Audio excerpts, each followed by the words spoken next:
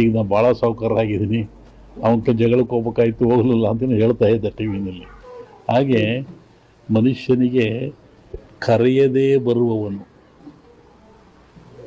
ಬರೆಯದೇ ಓದುವನು, ಬರಿಗಾಲಲ್ಲಿ ನಡೆಯುವನು, ಕರೆಯದೇ ವಸ್ತ್ರದಾನ ಮಾಡಿದರು, ನಿಮಗೆಲ್ಲ ಸೇರಿಸಿದ್ರು, ಪಾದ ಪೂಜೆ ಮಾಡಿದರು, ಗುರು ವಂದನೆ ಲವ್ ಅಡ್ವೊಕೇಟು, ಆಧ್ಯಾತ್ಮಿಕವಾಗಿ ಅವನು ಸೇವೆ ಮಾಡಿದ.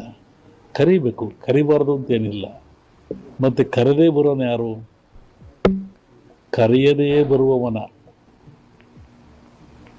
ಯಾರಪ್ಪ? ಯಾವಾಗ ನಮ್ಮಲ್ಲಿ ಬಂಡವಾಳ ಕಮ್ಮಿ ಆಗುತ್ತೆ ತಕ್ಷಣ ಬರೋದೇ ಕೋಪ, ಸಡನ್ ಕೋಪ ಬಂದ್ಬಿಡುತ್ತೆ. ಕರೆಯದೇ ಬರುವವನ, ಬರೆಯದೇ ಓದುವನ. ಬರೆಯದೇ ಇಲ್ಲ, ಅವನು ಓದ್ತಾನೇ ಇರ್ತಾನೆ. ಯಾರು? ಕಣ್ಣು. ಕಣ್ಣು ಬರೆಯುತ್ತಾ?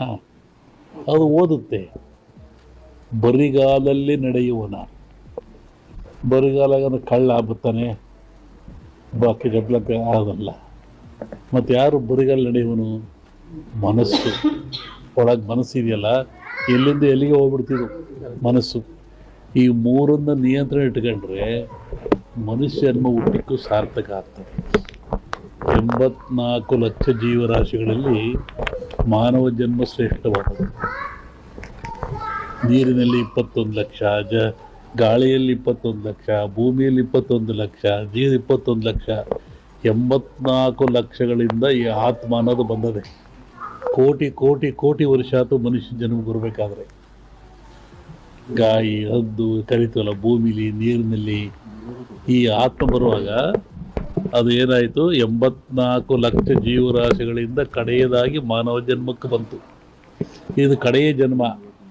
ಅದಕ್ಕೆ ದಾಸ್ ಹೇಳಿರು, ಮಾನವ ಜನ್ಮ ಹಾಳು ಮಾಡಿಕೊಳ್ಳ್ರಪ್ಪ ಹುಚ್ಚಪ್ಪಗಳಿರ, ಇಂಥ ಜನ್ಮ ಸಿಕ್ಕಿತೇನ್ರಪ್ಪ ಅಂತ.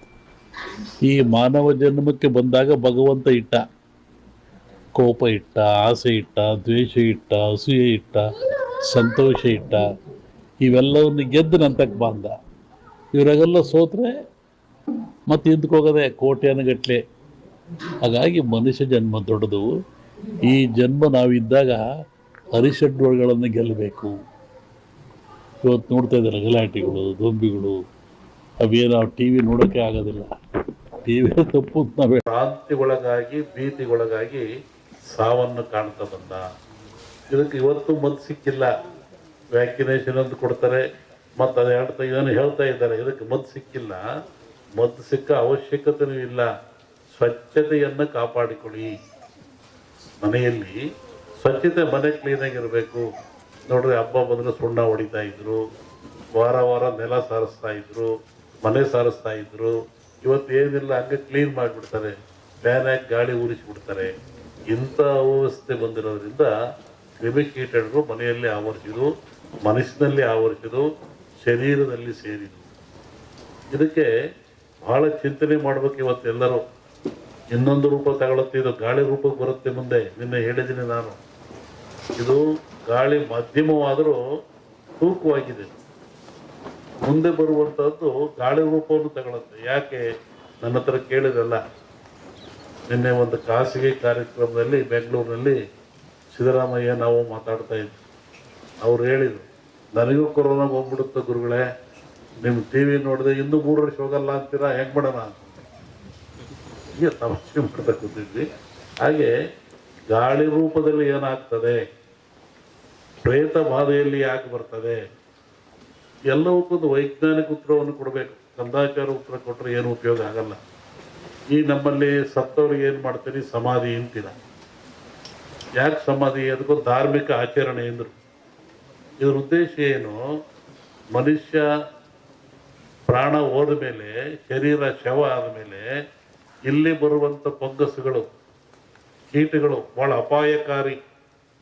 ಪ್ರಾಣಿಗಳ ದೇಹದಿಂದ ಬರುವಂಥ ಕೀಟಗಳಿಂದ ಮನುಷ್ಯನ ಸಿಲುಬರುವಂಥ ಕ್ರಿಮಿಗಳು ಭಾಳ ಅಪಾಯಕಾರಿ. ಅದಕ್ಕೆ ನಮ್ಮವ್ರು ಹಿಂದೆ ಏನಂದ್ರು, ಮುಚ್ಚಪ್ಪ ಸಮಾಧಿ ಮಾಡುವಂದ್ರು.